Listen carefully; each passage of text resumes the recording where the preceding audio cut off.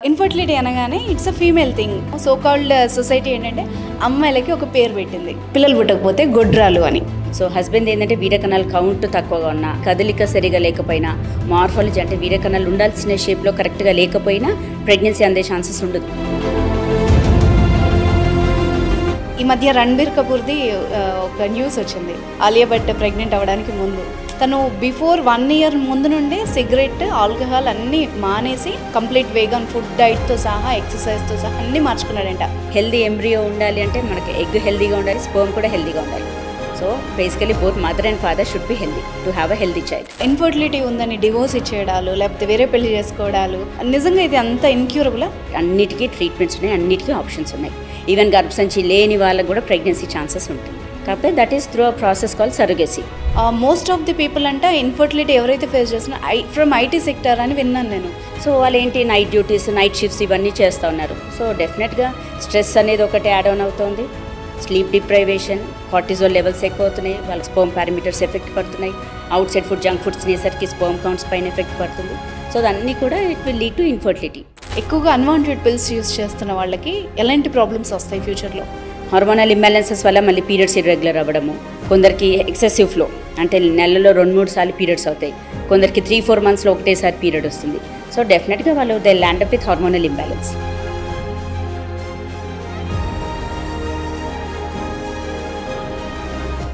నమస్తే, this is Anusha Komal. ఇవాళ మన guest doctor Swapna Chekuri, fertility expert, gynaecologist from Hyderabad fertility centre. నమస్తే ma'am, welcome to the show. Thank you. So infertility అనగానే it's a female thing అన్నీ చేసేసాము. So called society ఏంటంటే అమ్మాయిలకి ఒక పేరు పెట్టింది, పిల్లలు పుట్టకపోతే గొడ్రాలు అని. సో ఆడకి మగకి సేమ్ పాత్ర ఉంటుంది అన్నది జనాల్లోకి వెళ్ళాలి. సో ఇన్డెప్త్గా మనం డిస్కస్ చేద్దాం, మీరు కోఆపరేట్ చేస్తే. ఓకే అండి, షూర్. ఇన్ఫర్టిలిటీ అనగానే ఎందుకు మ్యామ్ ఫీమేల్ థింగ్గా మనం మార్చేసాం అసలు? అంటే మనకు సమాజంలో ఎప్పటి నుంచో ఇది పూర్వకాలం నుంచి అది అట్లాగే వస్తుంది, అది మార్చలేకపోతున్నాం. బట్ ఇప్పుడు జనాలు మారుతున్నారు అండ్ వాళ్ళకు అవగాహన వస్తుంది. బికాజ్ వాళ్ళు మన దగ్గరకు వచ్చినప్పుడు మనం టెస్ట్లు చేసినప్పుడు అప్పుడు కానీ వాళ్ళకు తెలియట్లేదు, ఓకే మాది కూడా ఈక్వల్ రోల్ ఉందని. ముందు కాలంలో అంటే పూర్వకాలంలో ఏంటంటే అమ్మాయికి అంటే మ్యారేజ్ అవ్వంలోనే సంవత్సరం లోపల ప్రెగ్నెన్సీ అందలేదు అంటే నీకేదో ప్రాబ్లం ఉంది, నీకే ప్రెగ్నెన్సీ రావట్లేదు. అంతేకాని వాళ్ళ కొడుకుల్లో ఏదైనా ప్రాబ్లం ఉందా అనేది మాత్రం అది అస్సలు అంటే వాళ్ళకు తట్టని కూడా తట్టదు. ఇప్పుడు అంటే ముందు ఏంటంటే అసలు డాక్టర్స్ దగ్గరికి వచ్చేవాళ్ళు కాదు. 10 ఏళ్ళు కానీ అవుతారులే మా అమ్మ కూడా 10 ఏళ్ళ తర్వాత అందింది, నాకు అలాగే అందుద్ది అన్నట్టుగా అట్లా నెగ్లెక్ట్ చేసేవాళ్ళు. బట్ ఇప్పుడున్న ప్రజెంట్ సినారియోలో ఏంటంటే అట్లీస్ట్ అంటే అవగాహన, అవేర్నెస్ అనేది ఎక్కువగా ఉంది జనాలు. And most of the people చాలామంది ఎడ్యుకేటెడ్ ఉన్నారు ఇప్పుడు. అఫ్కోర్స్ అన్ఎడ్యుకేటెడ్ ఈవెన్ విలేజెస్, పల్లెటూర్లలో వెళ్ళిన వాళ్ళు కూడా అవ్వట్లేదంటే ఏదో ప్రాబ్లం ఉన్నట్టుంది అని చెప్పేసి అట్లీస్ట్ డాక్టర్ దగ్గరికి అయితే వస్తున్నారు. వచ్చినప్పుడు ఏంటంటే మనం ఇద్దరికి టెస్టులు చేస్తాం బేసికలీ. సో లేడీస్ది 50% రెస్పాన్సిబిలిటీ అయితే ఈవెన్ హస్బెండ్ జెంట్స్ది కూడా 50% రెస్పాన్సిబిలిటీ. సో ఫస్ట్ విజిట్లో వచ్చినప్పుడే మనం అంతా ఎక్స్ప్లెయిన్ చేసి లేడీస్కి సంబంధించినవి, జెంట్స్కి సంబంధించిన టెస్టులు, పరీక్షలు చేసినప్పుడు అందులో మనకు తెలుస్తుంది. సో హస్బెండ్ ఏంటంటే వీర్యకణాలు కౌంట్ తక్కువగా ఉన్నా, లేదు వాళ్ళకు కౌంట్ బాగానే ఉంది కానీ కదలిక సరిగా లేకపోయినా, మార్ఫాలజీ అంటే వీర్యకణాలు ఉండాల్సిన షేప్లో కరెక్ట్గా లేకపోయినా ప్రెగ్నెన్సీ అందే ఛాన్సెస్ ఉండదు. సో ఇప్పుడు నవడేస్ ఇప్పుడు ప్రజెంట్ సిచ్యువేషన్ ముందు ఎలా ఉండిందంటే లైక్ లేడీస్ది ఒక 60% ఉంటే జెంట్స్ది 40%. ఇప్పుడు అప్కమింగ్ ఇప్పుడు రీసెంట్ సినారియో ఎలా ఉందంటే ఆల్మోస్ట్ 50-50%. సో ఈవెన్ జెంట్స్లో అంటే male factor is on increasing rice. అంటే ఇప్పుడు లేడీస్లో కంటే కూడా చెప్పాలంటే జెంట్స్లో ప్రాబ్లం అనేది ఎక్కువగా అవుతుంది. అవును. ఎందుకోసం అంటే దెర్ ఆర్ మల్టిపుల్ ఫ్యాక్టర్స్. ముందేంటి అని అంటే వాళ్ళకు ఓకే మాదేం లేదు అన్నట్టుగా బిందాస్, అంటే లైక్ వాళ్ళకి అన్ని అలవాట్లు, సిగరెట్ స్మోకింగ్, ఆల్కహాల్, తంబాకు, గుట్కా అవన్నీ విచ్చలవిడిగా తీసుకునేవాళ్ళు. ఇప్పుడు ఏంటి రాను అంటే మనకి ఈవెన్ మూవీస్, సినిమా థియేటర్స్కి వెళ్ళినా కానీ ఫస్ట్ వాళ్ళు పొగాకు హానికరం అవన్నీ అడ్వర్టైజ్మెంట్స్ ఇస్తున్నారు. సో దానివల్ల కూడా కొంచెం అవగాహన అనేది అయితే వస్తుంది. అండ్ ఇప్పుడు ప్రజెంట్ సిచ్యువేషన్ ఏంటంటే male factor is on a rise. ఎందుకంటే there are so many reasons. First of all habits ఒకటి, అండ్ లైఫ్ స్టైల్. చాలామంది సెడెంటరీ లైఫ్ స్టైల్ అంటే హెల్దీ లైఫ్ స్టైల్ లేకపోవడము, లేట్ నైట్స్ పడుకోవడము, లేట్గా లేవడము, అండ్ అలవాట్లు, నిద్ర సరిగా లేకపోవడము, ఈవెన్ స్లీప్ డిప్రైవేషన్, అది కూడా మనకు ఇన్ఫర్టిలిటీకి దారి తీస్తుంది. అండ్ స్ట్రెస్ రిలేటెడ్ స్ట్రెస్ అంటే వెదర్ ఆక్యుపేషనల్ అంటే మనము జాబ్ చేసే చోట స్ట్రెస్ ఎక్కువైనా, లేకపోతే ఇంట్లో ప్రెషర్స్ ఎక్కువైనా even that can lead to infertility. And dietary habits, చాలా మంది ఏంటంటే లేట్గా లేసి అయ్యో ఇంకా ఇది వదిలే బయటే తినేస్తాను అన్నట్టుగా out side food, junk foods తినడము, ఇవన్నీ కూడా that's all an increasing rice. And male infertility గురించి మనం మాట్లాడాం కాబట్టి మోస్ట్ ఆఫ్ ది పీపుల్ అంటే ఇన్ఫర్టిలిటీ ఎవరైతే ఫేస్ చేస్తున్నా ఫ్రమ్ ఐటీ సెక్టర్ అని విన్నాను నేను. యా ఇట్స్ ట్రూ చెప్పాలంటే. ఎందుకోసం అంటే యాక్చువల్లీ చెప్పాలంటే ఐటీ సెక్టర్లో they are all well educated, కాకపోతే దీనికి ప్రయారిటీ ఇవ్వరు. సో వాళ్ళకి ఏంటంటే ఐటీ సెక్టర్లో they are all in a running race.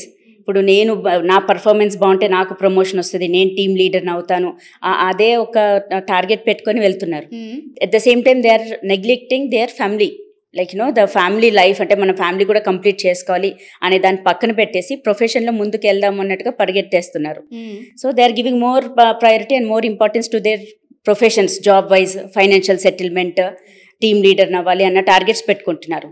So వాళ్ళు ఏంటి నైట్ డ్యూటీస్, నైట్ షిఫ్ట్స్ ఇవన్నీ చేస్తూ ఉన్నారు. సో డెఫినెట్గా స్ట్రెస్ అనేది ఒకటి యాడ్ ఆన్ అవుతుంది, స్లీప్ డిప్రైవేషన్, కార్టిజోల్ లెవెల్స్ ఎక్కువ అవుతున్నాయి, వాళ్ళకి స్పర్మ్ పారామీటర్స్ ఎఫెక్ట్ పడుతున్నాయి, outside food junk foods తినేసరికి స్పర్మ్ కౌంట్స్ పైన ఎఫెక్ట్ పడుతుంది. సో అన్నీ కూడా it will lead to infertility. So అది they should be aware of that. Actually ఇప్పుడు మేము చూస్తున్న దాంట్లో అయితే most of them are in the IT sector only. Okay, అయితే ఇన్ఫర్టిలిటీ గురించి ఒక మంచి బేబీ కావాలి అనుకున్నప్పుడు అంటే కొందరిని ఈ మధ్య రణబీర్ కపూర్ది ఒక న్యూస్ వచ్చింది.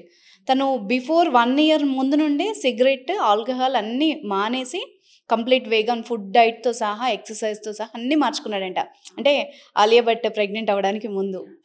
మనకి ఎంత ఇంపార్టెంట్, మనం ఒక బేబీ కావాలి అనుకున్నప్పుడు మన ఫుడ్ కానీ మన లైఫ్ స్టైల్ కానీ ఎంత ఇంపార్టెంట్, స్ట్రెస్ లెవెల్ కానీ చాలా ఇంపార్టెంట్. యాక్చువల్లీ చెప్పాలంటే అన్నిట్లో కూడా first priority life style modification. ఇప్పుడు ఒక కపుల్ మన దగ్గరకు వస్తారు, వచ్చినప్పుడు ఏంటంటే ఫస్ట్ ఆఫ్ ఆల్ వాళ్ళది రైట్ ఫ్రమ్ ఆక్యుపేషన్ నుంచి అడుగుతాం, మీరేం చేస్తారని, లేడీస్ని జెంట్స్ని. ఎందుకు ఆక్యుపేషన్ ఎందుకు అడుగుతాం?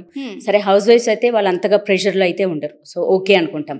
అదే వాళ్ళు కూడా towards IT sector are some జాబ్లో ఉన్నారు, at the same time husband కూడా ఏదో ఒక జాబ్లో ఉన్నారు, వాళ్ళ జాబ్లో వాళ్ళకి ప్రెషర్ లెవెల్స్ ఎలా ఉన్నాయి అనేది ఫస్ట్ కనుక్కుంటాం.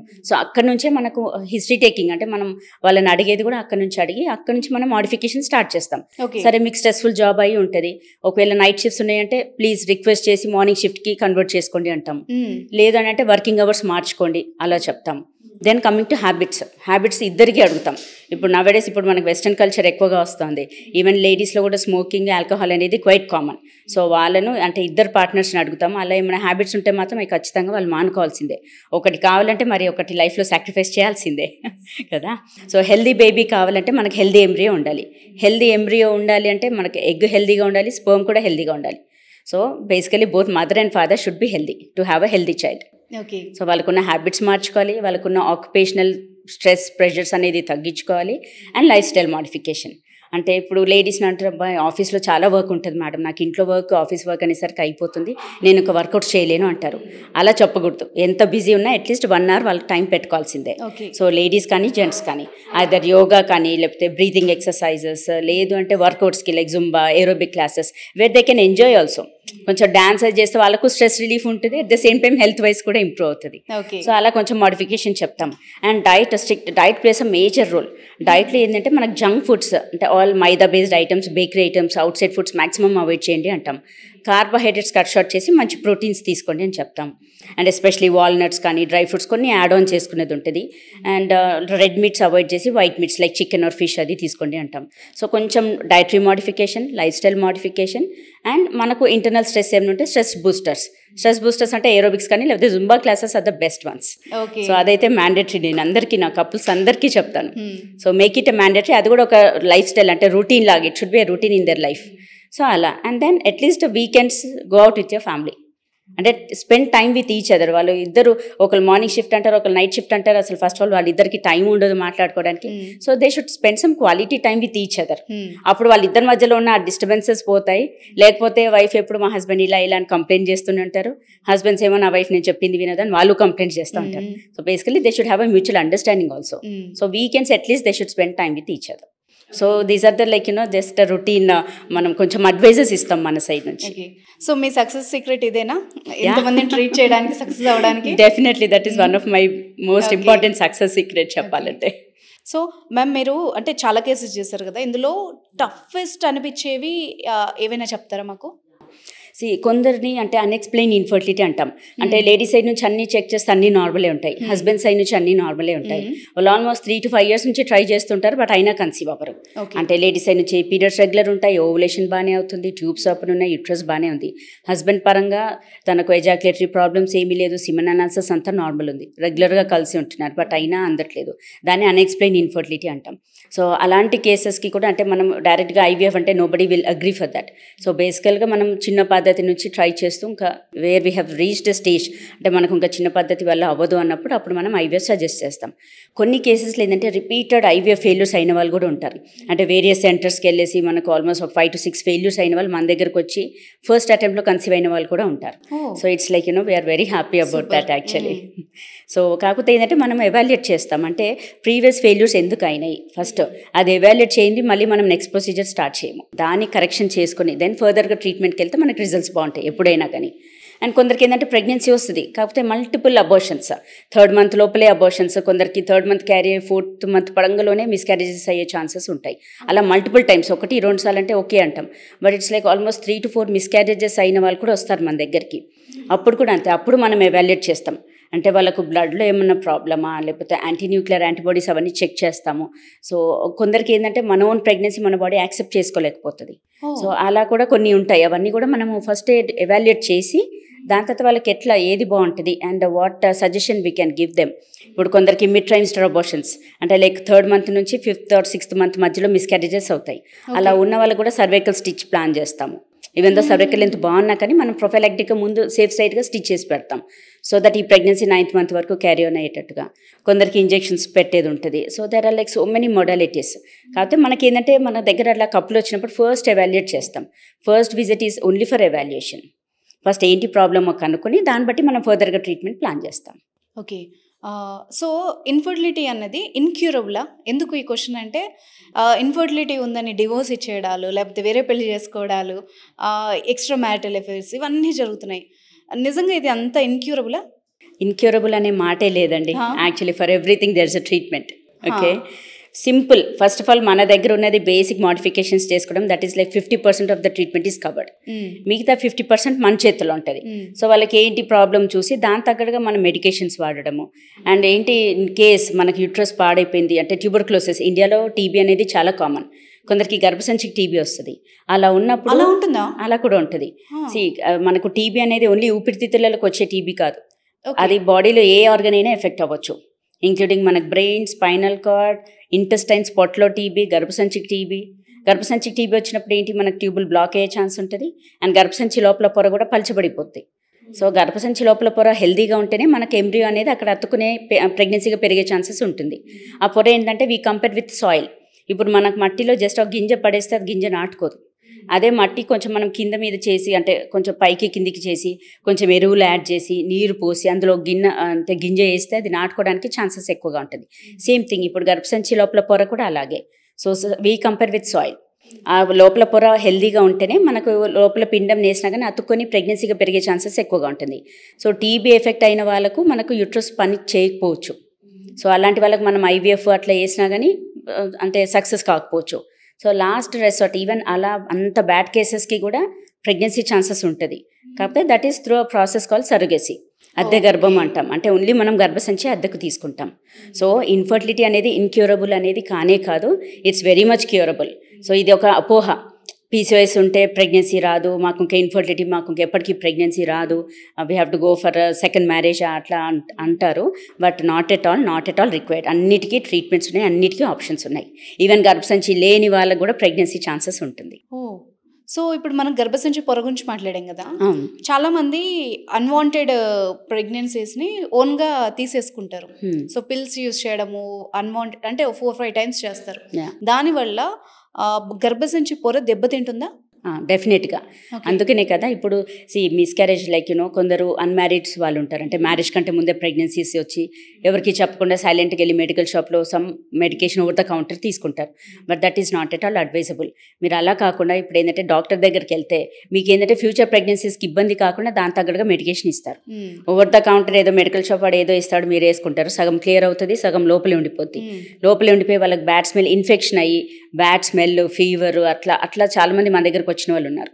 సో సెల్ఫ్ మెడికేషన్తో ప్రెగ్నెన్సీ మొత్తం క్లియర్ అవ్వకుండా సగం క్లియర్ అయిపోతుంది, సగం లోపల ఉండిపోయేసరికి ఆబ్వియస్లీ అది కుళ్ళిపోద్ది కదా. కుళ్ళిపోయాక ఆబ్వియస్లీ అది గర్భసంచి ఇన్ఫెక్షన్ అయ్యి ట్యూబుల్ బ్లాక్ అయ్యే ఛాన్సెస్ చాలా సివియర్ కాజెస్కి వెళ్ళిపోతుంది. అలా వచ్చినప్పుడు ఏంటి, సీరియస్ అయిన కేసెస్ ఉన్నాయా? ఉన్నాయి, చాలా కేసెస్ చూసాం మేము.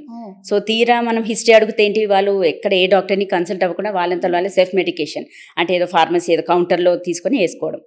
సో వాళ్ళు డాక్టర్స్ కాదు కదా, ప్రాపర్ డాక్టర్ గైనకాలజిస్ట్ దగ్గరికి వెళ్తే అట్లీస్ట్ వాళ్ళు మీకు స్కాన్ చేసి గర్భసంచిలో ఉందా ట్యూబ్లో ఉందా అది కూడా చూసుకోవాలి. స్కాన్ ఎందుకు, మనకు యాక్చువల్లీ డేట్స్ పరంగా ప్రెగ్నెన్సీ ఎంత పెద్దగా ఉంది, టాబ్లెట్స్తో క్లియర్ అవుతా లేకపోతే డిఎన్సీ అని మనం చెప్పగలుగుతాం. కాకపోతే స్కాన్ మ్యాండేటరీ. ఎందుకోసం అంటే మన గర్భసంచిలో ఉందా లేకపోతే ట్యూబ్లో ఉందా కూడా చూసుకోవాలి. గర్భసంచిలో ఉందనుకోండి, ఇట్స్ ఎ సేఫ్ లొకేషన్. చిన్న ప్రెగ్నెన్సీ అయితే టాబ్లెట్స్, లేదు లెస్ దెన్ 12 వీక్స్ వరకు అలా ఉందంటే డిఎన్సీ అంటాం. అదే పొరపాటున ట్యూబ్లో ఉంది అనుకోండి, మనం టాబ్లెట్స్ ఇవ్వము, ఇంజెక్షన్స్ ఇస్తాం. సో అది క్లోజ్ మానిటరింగ్. ఇంజెక్షన్స్ దేనికి, మన ట్యూబ్లో ఉన్న ప్రెగ్నెన్సీ అక్కడే కరిగిపోవడానికి ఇస్తాం. సో అందుకని ఇట్ ఈస్ ఆల్వేస్ మ్యాండేటరీ. మీకు unwanted pregnancy, okay by mistake by error pregnancy వచ్చినా కానీ ఆల్వేస్ కన్సల్ట్ గైనకాలజిస్ట్ అని చెప్తాం. అండ్ కొందరు ఏంటంటే రిపీటెడ్గా డిఎన్సీస్కి వెళ్తారు, అంటే మల్టిపుల్ అబోర్షన్స్. టాబ్లెట్స్తో అయితే ఓకే, వీఆర్ నాట్ టచింగ్, అంటే మనం గర్భసంచి లోపల పొరను కూడా టచ్ చేయం, ఓన్లీ టాబ్లెట్స్తో క్లియర్ అయ్యేటట్టు చూస్తాం. కానీ ప్రెగ్నెన్సీ 8 వీక్స్ కంటే క్రాస్ అయింది అంటే మాత్రం టాబ్లెట్స్ పనిచేయవు. So it is only option is like DNC. DNC కూడా ఎప్పుడు 3 months లోపల అయితేనే, 12 వీక్స్ వరకే. మళ్ళీ again after 12 weeks normal delivery లాగా చేసేది ఉంటుంది. సో అలా మల్టిపుల్ డిఎన్సీస్కి వెళ్ళినా లోపల పొర డ్యామేజ్ అయ్యే ఛాన్సెస్ ఉంటుంది.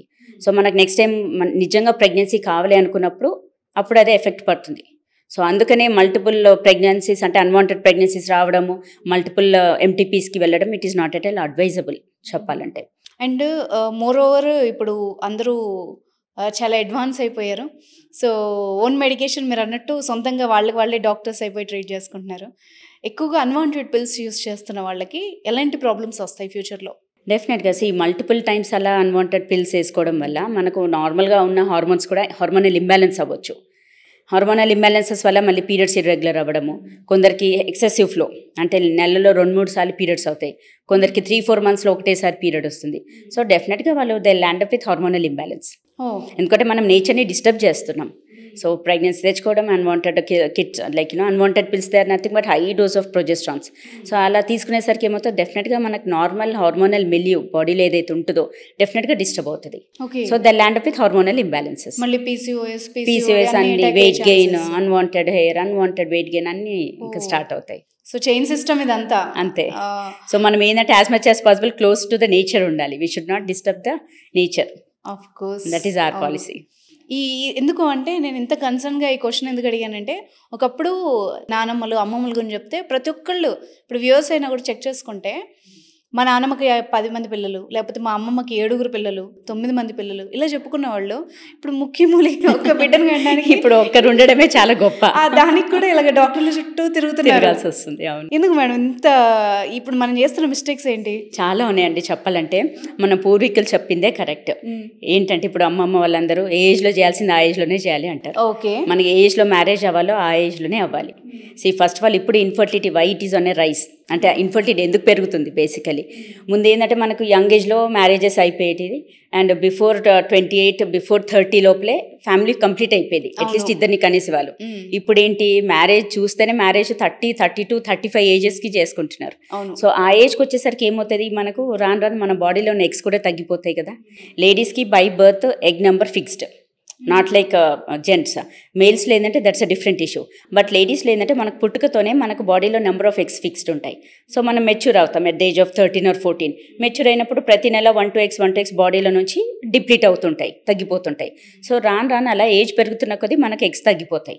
సో అలా తగ్గిపోయినప్పుడు మనం మ్యారేజ్ చేసుకోవడమే ఆఫ్టర్ 30 తర్వాత చేసుకొని, మ్యారేజ్ చేసుకున్నాక పోనీ ఇమ్మీడియట్గా ప్లాన్ చేస్తున్నారా? లేదు, మళ్ళీ మాకు ఒక 1 year టైం కావాలి, ఇద్దరు సెటిల్మెంట్ కాదు, ఫస్ట్ ఆఫ్ ఆల్ ఇద్దరు అర్థం చేసుకోవడానికి.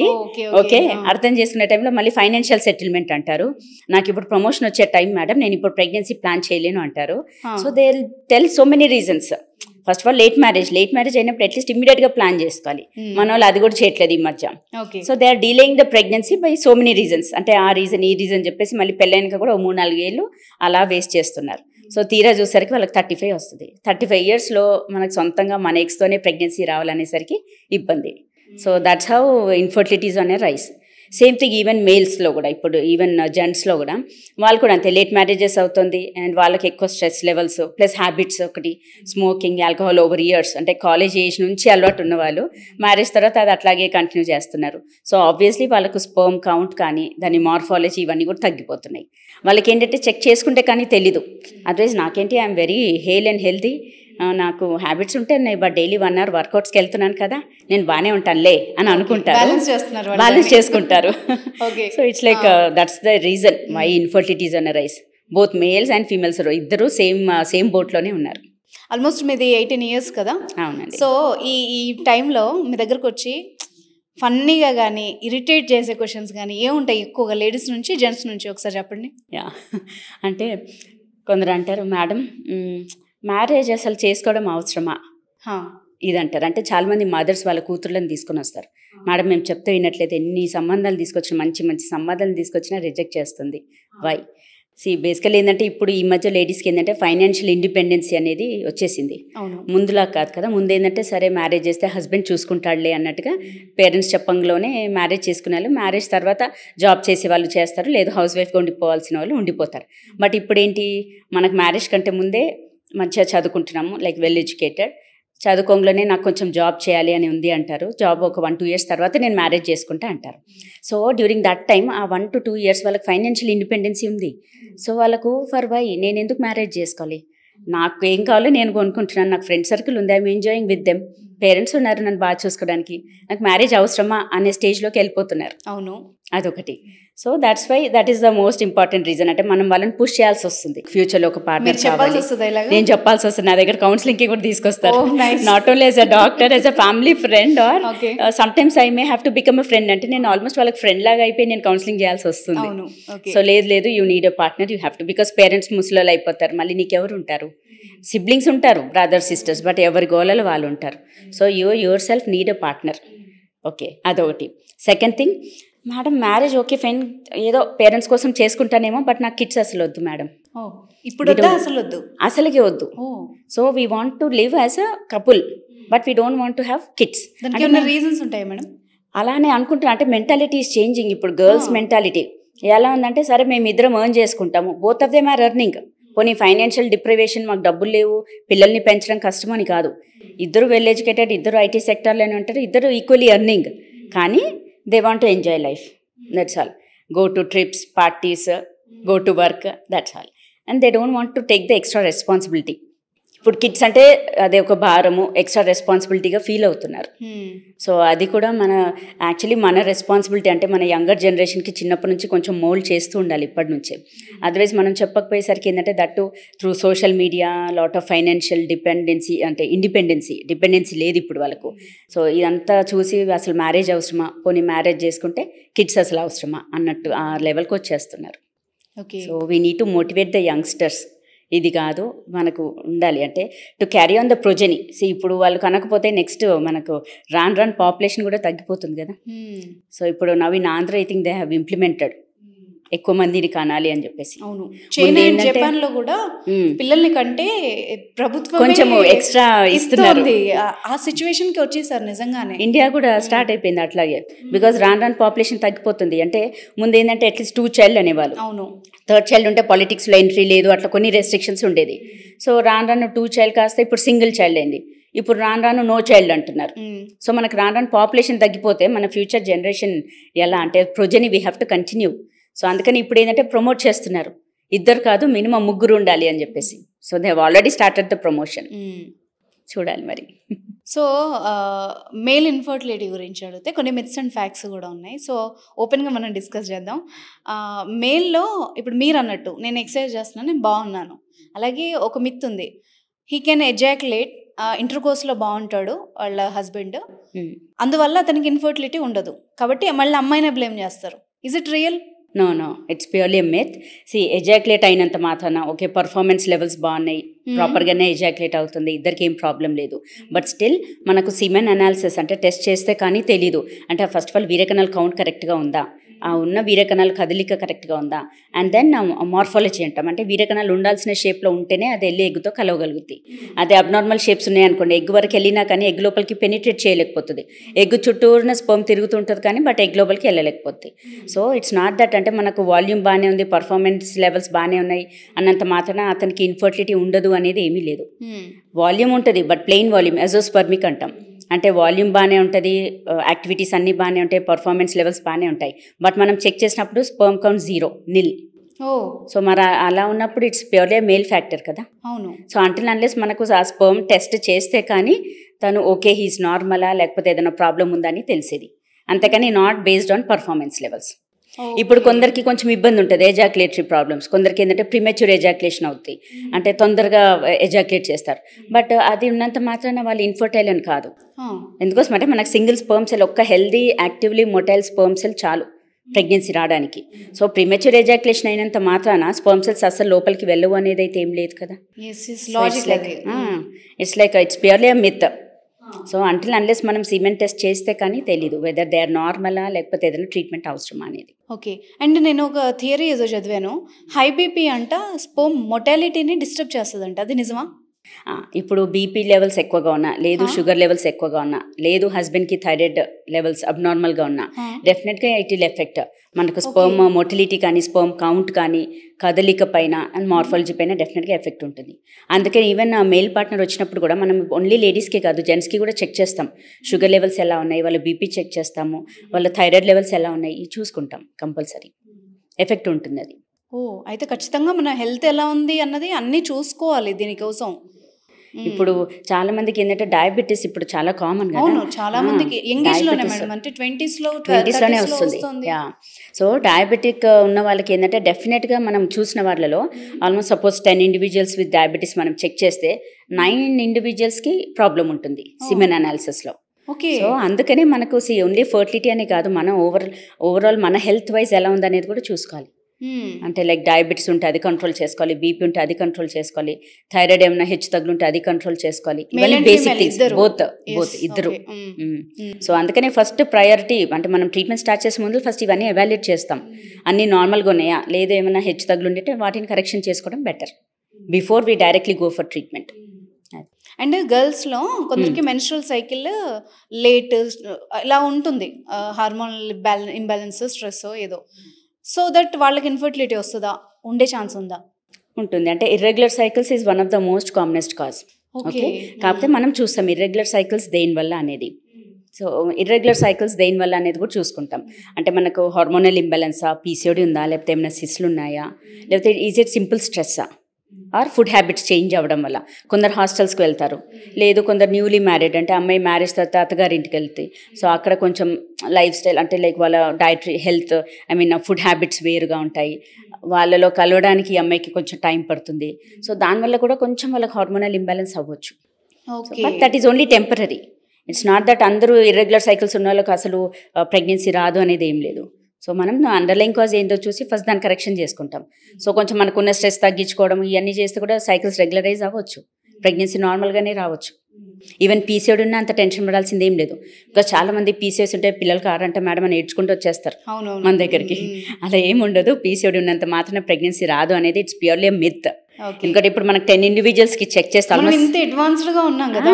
అదే దట్స్ వాట్. అండ్ అంత పీసీఓడి అనంగలోనే ఇన్ఫర్టిలిటీ అని లేబుల్ కూడా చేయకూడదు మనం.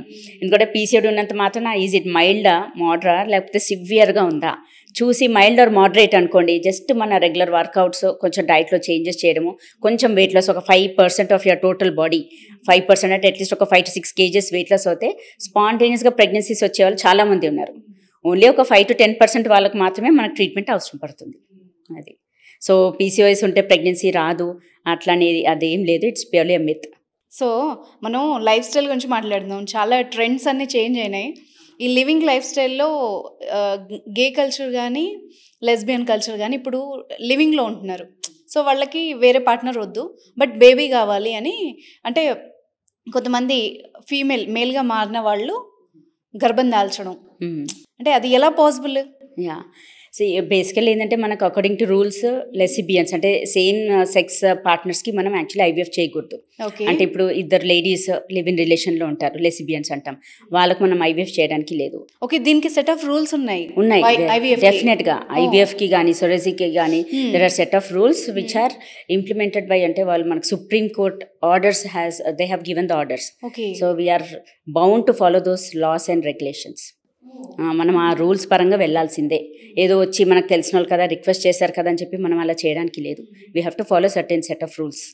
అండ్ ఇద్దరు గేస్ అంటే ఇద్దరు males, so they are in live in relation but they want to have a baby, వాళ్ళు కావాలనుకుంటున్నారు కానీ అయినా మనం చేయడానికి లేదు.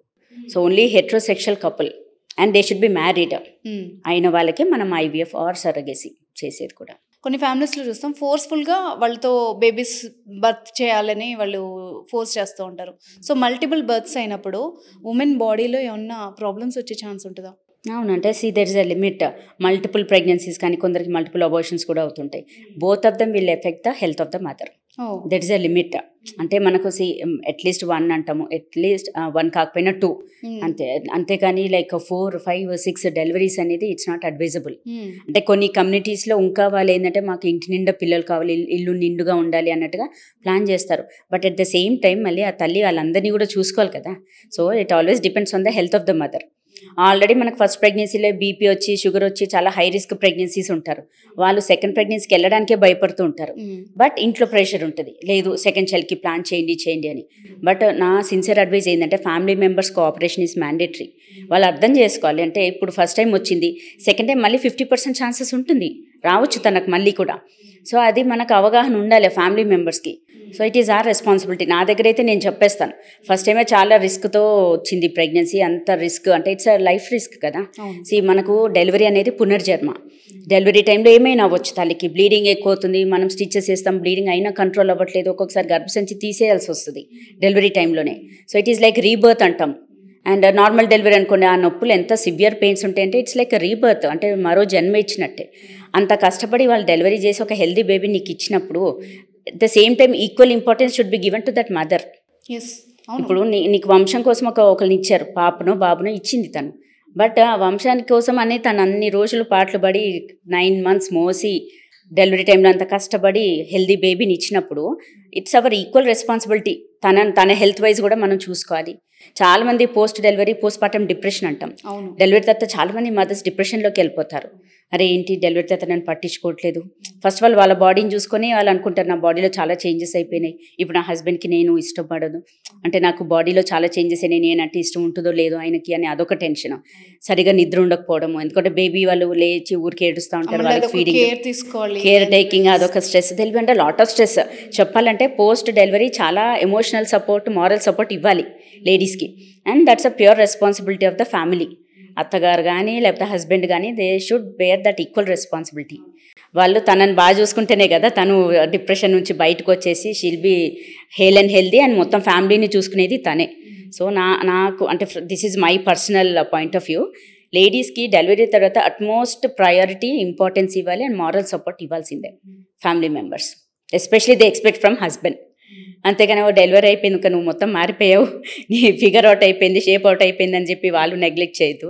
Ultimately they will come back to their normal stage at least 1 year. First birthday వచ్చేసరికి మళ్ళీ వాళ్ళు నార్మల్ అయిపోతారు అంతే. So it's like moral support is mandatory. So ఇప్పుడు మనం బాడీ గురించి మాట్లాడాం కాబట్టి దీనికి రిలేటెడ్ ఒక క్వశ్చన్ ఉంది. అండ్ చాలామంది సి సెక్షన్కి వాంటెడ్లీ వెళ్తున్నారు. దీనికి ఒక రీజన్ ఉంది. ఇంటర్కోర్స్లో ప్లెజర్ ఉండదు, నార్మల్ అయిపోతే లూజ్ అయిపోతుంది అన్న ఒక దాంట్లో సి సెక్షన్కి వాంటెడ్లీ వెళ్తున్నారు. అది ఎంతవరకు కరెక్ట్? యా, సి సెక్షన్కి వాంటెడ్లీ వెళ్ళడం అనేది యాజ్ అ డాక్టర్స్ మేమైతే సజెస్ట్ చేయము. ఓకే, కాకపోతే ultimately it is the patients choice. ఇప్పుడు మనం మోటివేట్ చేస్తాం, లేదమ్మా నీకు బేబీ సైజ్ యావరేజ్గా ఉంది, నీకు పెల్విక్ సైజ్ బాగుంది, నీకు నార్మల్ డెలివరీ అయ్యే ఛాన్సెస్ ఉంది, ట్రై చేద్దాము అని. మేము యాజ్ డాక్టర్స్ మేము ఎంత ప్రమోట్ చేసినా గర్ల్స్ అమ్మో పెయిన్స్ నేను అసలు భరించలేను మేడం, నా వల్ల కాదు అంటారు. వాళ్ళ పక్కన మదర్స్ ఉంటారు, నా బిడ్డ అయితే అసలు నొప్పులు తీయదు మేడం, అసలు అమ్మో ఆమె సగం నొప్పులు తీసి ఇంకా నా వల్ల కాదు అంటది మేడం అని వాళ్ళొకరు. అంటే there are lot of pressures from the opposite side. మేము డాక్టర్స్ మేము ఎంత మోటివేట్ చేసినా కానీ వాళ్ళ సైడ్ నుంచి వాళ్ళ రీజన్స్ ఇస్తూనే ఉంటారు. బట్ స్టిల్ అయినా మనం పుష్ ఆన్ చేస్తాం. ఓకే. అండ్ కొందరికి ఏంటంటే ఇది భయం కూడా ఉంది. నాకు నార్మల్ డెలివరీ అయిందనుకోండి, ఆ 3 kg బేబీ వెజైనా నుంచి వచ్చేసరికి డెఫినెట్గా వెజైనా ల్యాక్స్ అవుతుంది, లూజ్ అవుతుంది. That is normal, expected. కాకపోతే నార్మల్ డెలివరీ అయినా సిజేరియన్ అయినా మనం ఏంటంటే డెలివరీ తర్వాత కొన్ని ఎక్సర్సైజెస్ చెప్తాం, కిగిల్ ఎక్సర్సైజెస్. అవి మనం చెప్పినప్పుడు వాళ్ళు కరెక్ట్ టైంలో కరెక్ట్గా చేస్తే డెఫినెట్గా అది మన లాక్సిసిటీ అనేది కొంచెం మటుకు తగ్గించవచ్చు. ఇంకా మరి multiple deliveries like 2 or 3 normal deliveries అయిన వాళ్ళకు డెఫినెట్గా అది ల్యాక్స్ అవుతుంది, లూజ్ అవుతుంది. సో యంగ్ ఏజ్లో ఉన్నప్పుడు హార్మోన్స్ అంతా బాగుంటాయి కాబట్టి అప్పుడే వాళ్ళు కీగిల్ ఎక్సర్సైజెస్ చేసి ఆ కింద కండరాలు టైట్నెస్ చేస్తే వాళ్ళకి ఏమి ఇబ్బంది ఉండదు. And still there are so many other methods. ఇప్పుడు now we're into cosmetic gynaecology. అందులో ఏంటి, మనకు వెజినల్ టైట్నింగ్, లేజర్ మెథడ్స్ ఉన్నాయి, సర్జికల్ మెథడ్ కూడా ఉంది. సో లేజర్ టెక్నిక్, లేజర్ ద్వారా కూడా మనం వెజినల్ టైట్నింగ్ చేయొచ్చు. సో లేజర్ పని చేయలేదు అన్నప్పుడు, లేదు బాగా లాక్సిసిటీ ఉంది నీకు లేజర్ పని చేయదు అన్నప్పుడు వెజనోప్లాస్టీ అంటాం. అంటే మనం వెజాన్ని టైట్ చేయడం త్రూ సర్జరీ, అంటే లైక్ స్టిచెస్ వేస్తాము. And then at least gap of 6 to 8 weeks దాని తర్వాత ఆల్మోస్ట్ మళ్ళీ లైక్ టైట్నెస్ అనేది మనం చేయొచ్చు.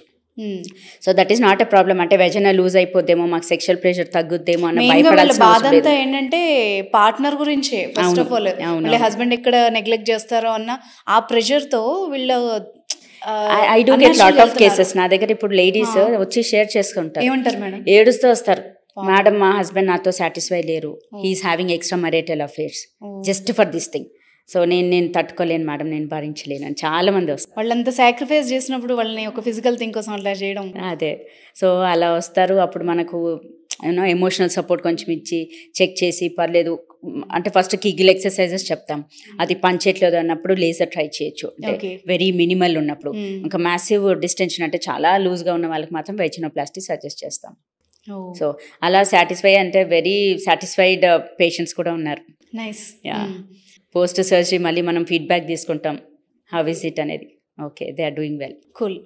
సో ఇప్పుడు ఎగ్ ఫ్రీజింగ్ గురించి మీరు ఒక వీడియో చేశారు కదా.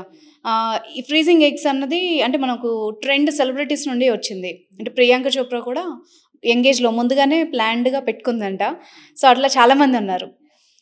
బట్ ఒక మిత్ ఏంటంటే ఎగ్ ఫ్రీజ్ చేస్తే దాని క్వాలిటీ తగ్గుతుంది, అలా ఉండదు న్యాచురల్గా అన్నది మిత్. లేదండి, it's purely a myth. Okay. Actually egg ఫ్రీజింగ్కి కూడా there are certain social indications. దాన్ని మనం సోషల్ ఎగ్ ఫ్రీజింగ్ అంటాం. అంటే it is very much indicated. ఇప్పుడు సరే సెలబ్రిటీస్ వాళ్ళందరూ ఏంటంటే తర్వాత ఫ్యూచర్లో అన్నట్టుగా అట్లా పెట్టుకుంటున్నారు. కాకపోతే కొన్ని కేసెస్ ఏంటంటే యంగ్ గర్ల్స్కి క్యాన్సర్స్ ఉంటాయి. ఓకే, చిన్న ఏజ్లోనే లోపల క్యాన్సర్ డిటెక్ట్ అయింది. అప్పుడు వాళ్ళకి ఏంటి సర్జరీ అయినా చేయాలి, లేకపోతే కీమోథెరపీ, రేడియోథెరపీ సజెస్ట్ చేస్తారు. సో కీమోథెరపీ చేసినప్పుడు ఏంటంటే మనకి అబ్డమెన్కి అదంతా ఎక్స్పోజ్ అవుతుంది కదా. రేడియోథెరపీ ఇచ్చినప్పుడు ఎక్స్పోజ్ అయినప్పుడు మనకు ఓవరీస్ పనితీరు అనేది తగ్గిపోతుంది. సో ఓవరీస్లో ఉన్న ఎగ్స్ కూడా డిస్ట్రాయ్ అయిపోతాయి. సో అలాంటి వాళ్ళకి ఏంటంటే ఈవెన్ దో వాళ్ళు అన్మ్యారీడ్, అంటే మ్యారేజ్ కూడా అవ్వలేదు, బట్ వాళ్ళు కీమోథెరపీ, రేడియోథెరపీకి వెళ్ళే కంటే ముందే మనం వాళ్ళని స్టిమ్యులేట్ చేసి వాళ్ళ బాడీలోంచి ఎగ్స్ తీసి మనం ప్రిజర్వ్ చేస్తాం. This is social egg freezing. అంటే prior to chemotherapy or radiotherapy వెళ్ళే ముందే మనకున్న ఎగ్స్ మనము ప్రిజర్వ్ చేసుకుంటే తర్వాత మనకు కీమోథెరపీ, రేడియోథెరపీ తర్వాత తనకు ఎగ్స్ ఉన్నా లేకున్నా మనకి ఇబ్బంది ఉండదు. Because already her eggs are freezed. So ఫ్యూచర్లో తను మ్యారేజ్ అయిన తర్వాత ఆ ఎగ్స్ని తను వాడుకొని IVF ప్రొసీజర్ ద్వారా తను ప్రెగ్నెన్సీ ప్లాన్ చేసుకోవచ్చు. So that is one thing. And కొందరు ఏంటంటే లాంగ్ టర్మ్ ఇమ్యూనోసప్రెషన్స్ పైన ఉంటారు.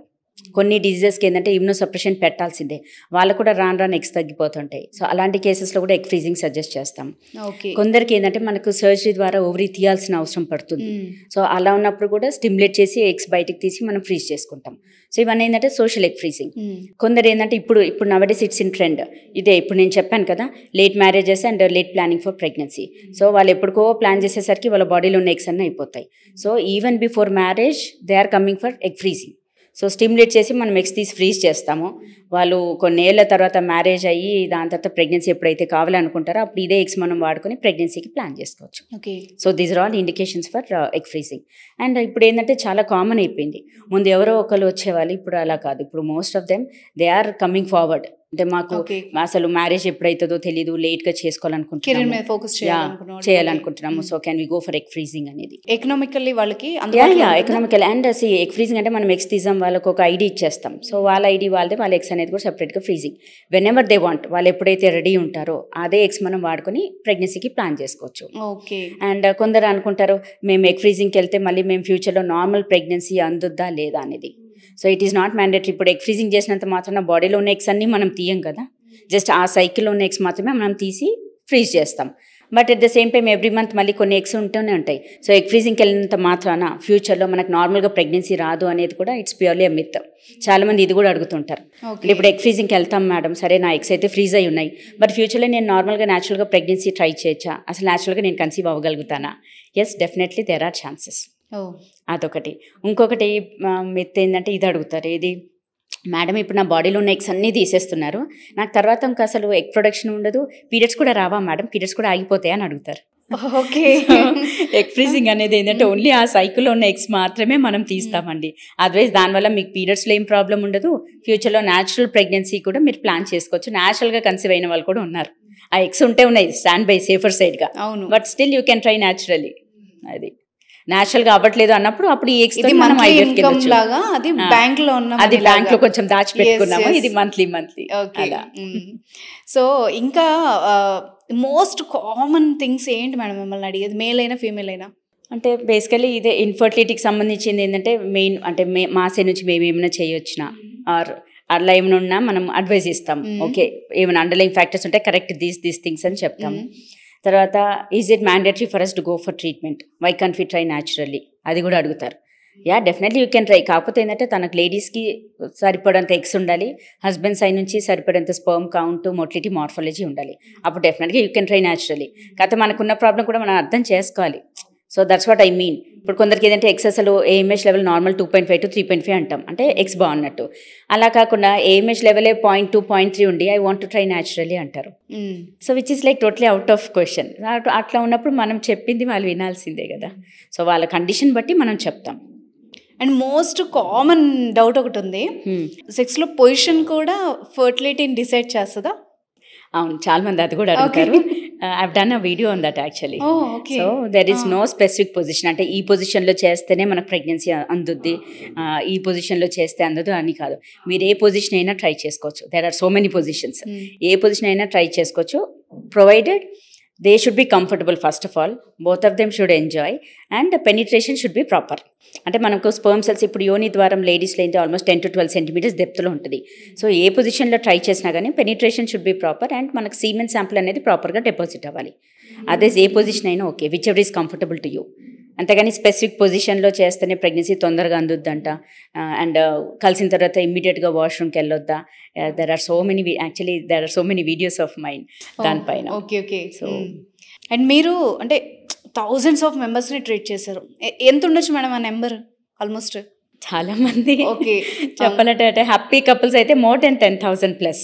Okay, couples who have gone with healthy బేబీని తీసుకొని ఇంటికి వెళ్ళి they will give there good feedbacks as well. నాకు ఒక నార్మల్ డౌట్ ఉంది, అంటే అందరికీ వచ్చే డౌటే, ట్రీట్మెంట్స్కి వెళ్ళిన వాళ్ళకి ఎందుకు కవల పిల్లలు పుడతారు? Okay, so it's not mandatory. అంటే అందరికీ కంపల్సరీ కవల పిల్లలు పుడతారని కాదు. అది నన్ను ఒకళ్ళు అడుగుతారు, ఎందుకంటే నేను ఇప్పుడు ట్రీట్మెంట్కి వెళ్ళాలనుకుంటున్నాను, మీరు డాక్టర్స్తో మాట్లాడతారు కదా, మళ్ళీ మాకు కవల పిల్లలు పుడతారా అని అడిగారు. ఎందుకని నేను అడిగాను. కంపల్సరీ అని కాదు, కాకపోతే ఏంటంటే మనం కూడా మినిమల్ స్టిమ్యులేషన్ చేస్తాం. సింపుల్ ఓవులేషన్ ఇంజెక్షన్ అనుకోండి, అందులో టాబ్లెట్స్ ఇస్తాం. టాబ్లెట్స్ ఏంది మహా అంటే 1 or 2 eggs వస్తాయి. అప్పుడు ఏంటంటే ఐదర్ 1 egg ఫర్టిలైజ్ అయితే సింగిల్ ప్రెగ్నెన్సీ, ఒకవేళ 2 eggs ఫర్టిలైజ్ అయ్యి 2 eggs ఇంప్లాంట్ అయితే ట్విన్స్ రావచ్చు. అండ్ ఐయుఐలో కూడా అంతే. అట్లీస్ట్ ఐవీఎఫ్లో మన కంట్రోల్ ఉంటుంది, వాళ్ళకి సింగిల్ కావాలా ట్విన్స్ కావాలా అనేది. ఐవీఎఫ్లో ఏంటంటే మనం పిండం అంటే ఎంబ్రియోని బయటే ఏర్పరిచినప్పుడు వాళ్ళకు బిఫోర్ ట్రాన్స్ఫర్ అంటే లోపలికి వేసే ముందు అడుగుతాం, మీకు సింగిల్ కావాలా లేకపోతే ట్విన్స్ ప్లాన్ చేస్తాం, మేము అడుగుతాం. అందులో ఆప్షన్ ఇస్తాం. ఇందులో ఐవీఎఫ్లో మాత్రం ఆప్షన్ ఉంటుంది, వెరాజ్ నార్మల్ ట్రయల్కి కానీ ఐయుఐలో మన చేతిలో ఉండదు. ఐయుఐలో కూడా అట్లీస్ట్ ఒక 2 or 3 eggs వచ్చి ఉంటాయి. మనం ఎగ్స్ రిలీజ్ అవ్వడానికి ఇంజెక్షన్ ఇస్తాం, ఎగ్స్ రిలీజ్ అయిపోతాయి, వీరకణాలు లోపలికి వదిలేస్తాం. వదిలేసాక ఆ వీరకణాలు సింగిల్ ఎగ్తో ఫర్టిలైజ్ అయ్యి ఇంప్లాంట్ అవుతే సింగిల్ ప్రెగ్నెన్సీ వస్తుంది. లేదు రిలీజ్ అయిన 2 eggsతోని 2 sperm cells వెళ్ళి కలిసినాయంటే ట్విన్స్ వచ్చే ఛాన్సెస్ ఉంటుంది. సో అది మన చేతుల్లో ఉండదు. అట్లీస్ట్ ఐవీఎఫ్లో మనకు ఆప్షన్ ఉంటుంది, ఎందుకంటే ఆల్రెడీ మనం బయటే 5th day వరకు పెంచుతాము, పెంచిన ఎంబ్రియోని లోపల వేస్తాం. సో లోపల వేసే మొదలు మీకు సింగిల్ ప్రెగ్నెన్సీ కావాలంటే మనం సింగిల్ ఎంబ్రియో వేస్తాం. లేదు కొందరు ట్విన్స్ కావాలనుకుంటారు, మాకు ట్విన్స్ కావాలంటే ఇంకా ఒక ట్రీట్మెంట్తో మాకు 2 కావాల్సిందే అని, అప్పుడు 2 embryos వేస్తాం. So that option we have in IVF. Okay, వేరే దాంట్లో అయితే ఉండదు అది. సో ఇప్పుడు అలాంటి టఫ్ కేసెస్ చేసినప్పుడు ఇలా వేల మంది అంటే వాళ్ళు ఒక ప్రాబ్లంతో వచ్చి, అంటే ఆ పిల్లలు అనేది చాలా ఎమోషనల్ థింగ్ వాళ్ళకి. సో వాళ్ళు సక్సెస్ అయ్యి వెళ్తున్నప్పుడు మీకు ఎట్లా అనిపిస్తుంది యాజ్ అ డాక్టర్? వాళ్ళు ఏం చెప్తారు మీతో? యాజ్ అ డాక్టర్ అంటే నాకు చెప్పాలంటే ప్రొఫెషనల్ సాటిస్ఫాక్షన్ ఇస్ 100%. నాకు చెప్పాలంటే. ఇంకోసం అంటే వాళ్ళు ఎన్నో ఏళ్ళ నుంచి ట్రై చేస్తూ వాళ్ళు వెయిట్ చేస్తూ ఉంటారు, నేను ఎప్పుడు ప్రెగ్నెన్సీ వస్తుంది, నేను ఎప్పుడు తల్లిని అవుతాను అన్నట్టుగా. So when they see that baby, ఆ 9 months మోసి ఆ బేబీని తీసుకొని వెళ్తుంటే అసలు అంటే ఆల్మోస్ట్ చాలామంది ఏడ్చుకుంటూ కాళ్ళు మొక్కేసుకొని అసలు హగ్ చేసుకొని, చాలా థ్యాంక్స్ మేడం, ఇప్పుడు మేము ఈరోజు మాకు ఇంత హ్యాపీనెస్ ఉందంటే it's only because of you అని. అండ్ చాలామంది కూడా పిలుస్తుంటారు, లైక్ 21st day సెరమనీకి, ఫస్ట్ బర్త్డే సెరమనీకి, మీరు లేకపోతే మేము స్టార్ట్ చేయము మేడం, మీరు వచ్చే వరకు స్టార్ట్ చేయమంటారు. So I have to go. అసలు వెళ్ళినప్పుడు చూడాలి, అందరికీ పరిచయం చేస్తారు, ఈ మేడమే మా దేవత రూపంలో వచ్చింది మాకు, అంటే దే హ్యావ్ దట్ ఎమోషన్స్. ఈ మేడం ద్వారానేసి ఇంత పెద్ద ఫంక్షన్ చేసుకుంటున్నాం ఇవాళంటే ఇది ఈ మేడమే రెస్పాన్సిబుల్, అలా ఇంట్రొడ్యూస్ చేస్తూ ఉంటారు. You feel very happy actually. And కొంతమంది ఏంటంటే మేడం మీరే నామకరణం చేయండి, మీరు నిక్ నేమ్ పెట్టండి, అలా కూడా అడిగే వాళ్ళు ఉంటారు. కొందరు ఏంటంటే బేబీని డెలివరీ అయ్యాక మేడం మాకు 25 years తర్వాత కన్సీవ్ అయ్యాము, మాకు 15 years తర్వాత కన్సీవ్ అయ్యాము, ఆ బేబీని ఫస్ట్ మీరే తీసుకోండి, ఇంక్లూడింగ్ అంబ్లికల్ కార్డ్, మనకు బొడ్డు తాటి కట్ చేసేటప్పుడు కూడా మీరే కట్ చేయండి అని చెప్తారు స్పెసిఫిక్గా. కొంతమంది అంటే హస్తవాసన అనుకుంటాం, మరి I don't know the logic, but కొంతమంది చెప్తారు బొడ్డు తాడు కూడా మీరే కట్ చేయండి మేడం, బేబీని మీరే హ్యాండ్ ఓవర్, మీ చేతులతోనే మాకు హ్యాండ్ ఓవర్ ఇవ్వండి అంటారు. యూజువల్గా మనం సిస్టర్స్కి ఇచ్చేయండి అమ్మా అంటాం, బట్ ఎస్పెషలీ IVF బేబీస్కి మాత్రం ఐ ప్రిఫర్ పర్సనల్లీ, నేనే వెళ్ళి ఇస్తాను వాళ్ళకు. సో అది అంటే అది ఎమోషనల్ బాండింగ్ ఉంటుంది మాకు. అండ్ మాకేంటంటే every IVF case is a different, and అందరికి ఒకటే ట్రీట్మెంట్ ఉండదు కదా, ఒక్కొక్క పేషెంట్కి ఒక్కొక్క ట్రీట్మెంట్. సో మన సోల్, మన హార్ట్ మొత్తం, మనకు మెంటల్ వర్కప్ అన్నీ కూడా పెట్టి చేస్తాం ఆ కేసులో. సో మాకు కూడా ఇఫ్ ఇట్ ఈస్ ఫ్రూట్ఫుల్ అంటే పాజిటివ్ రాంగ్లో even will be more happy. Patients ఎంత సంతోషపడతారో వాళ్ళకంటే ఎక్కువ హ్యాపీనెస్ మాకు ఉంటుంది. ఓకే ఫైన్, మనం పడ్డ కష్టాలకు ఫలితం వచ్చిందిలే అన్నట్టుగా.